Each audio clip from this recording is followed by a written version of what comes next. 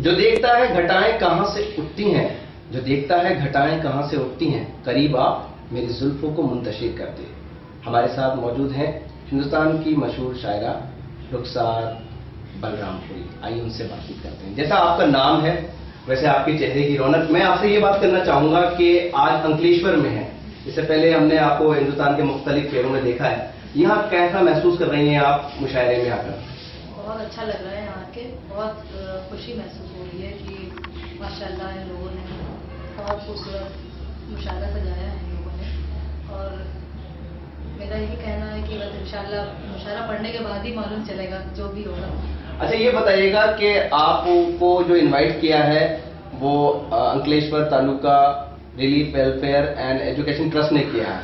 आपने उनकी दावतनामे में देखा होगा कि एक कॉलम पे उन्होंने अपना जो तहरीक वो चला रहे हैं बेटियों को बचाने की, उसका जिक्र किया है। दूसरी तरफ वो एनवायरनमेंट को बचाने के लिए भी जो कदम उठा रहा है, यानी माहौलियाती आलूदगी को दूर करने के लिए। तो एक शायरा की हैसियत से, आप एक खुद फीमेल हैं, एक शायरा की हैसियत से आप कैसे देखती हैं उनके इन मुहिम को, इन इकदामात को? अब मेरा तो यही कहना है कि जो बेटी बचाओ का वो कर रहे हैं भाई, तो मैं चाहती हूँ, देखिए सबसे ज्यादा जिम्मेदारी होती है माँ की, और माँ भी जाती है हॉस्पिटल, ये मालूम चल जाता है कि बेटी है तो वो कोशिश करती है कि बेटी ना हो।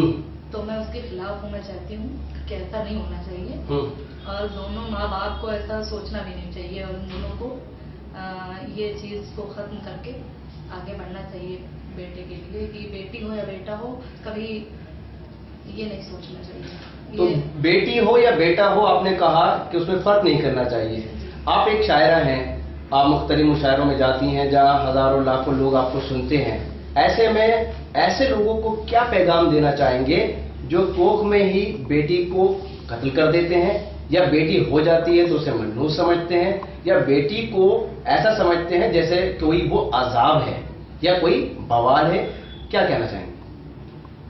बेटी तो देखिए अल्लाह के घर से अल्लाह की मतलब बनाई हुई चीज है, बेटी हो या बेटा। और उसको हम चाहते हैं कि जो है मतलब कोशिश ये करें कि